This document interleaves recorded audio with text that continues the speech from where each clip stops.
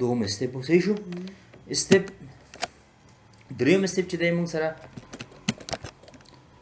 سټپ 3 موږ وسه کوو چې بوت مینیو ته ولاړ شو صحیح شو بوت مینیو ته بلکې موږ نه ځو خپله سیستم بوت مینیو ته ځي د چی شي بوت مینیو ته ځي د لینکس بوت مینیو ته ځي صحیح شو بیا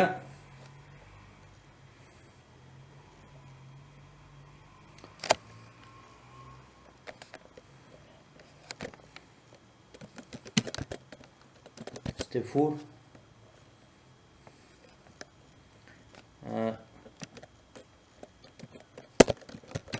write this command صحیح شو کنه دا کماند به صحیح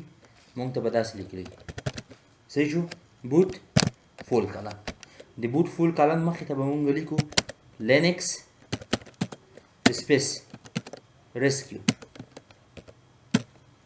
صحیح شو او څه کوو انټر دباو کوو انټر پریس کوو دا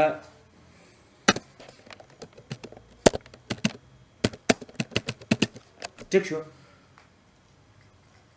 ریسکیو اصل څه دی موږ سره په وینډوز کې سیو مود دی کنه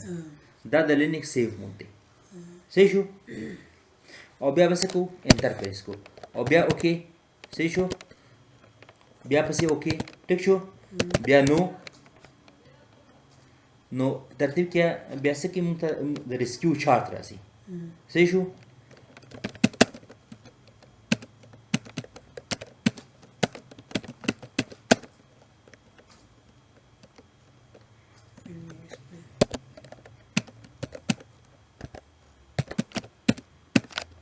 ټیک شو د ریسکیو چارت زموږ مخې ته راځي اوس چې د ریسکیو چارت زموږ مخې ته راغی نو دلته صرف ریپیرنګ کېږي نور څه نه کېږي په سیف مود کې یعنې د لینکس په سیف مود کې نو دلته موږ څه کوو کنټینیو بټن پریس کوو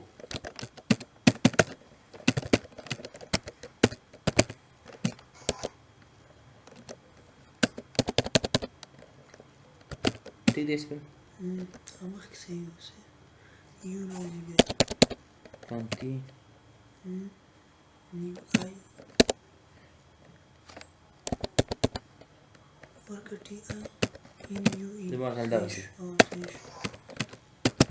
ٹھیک شو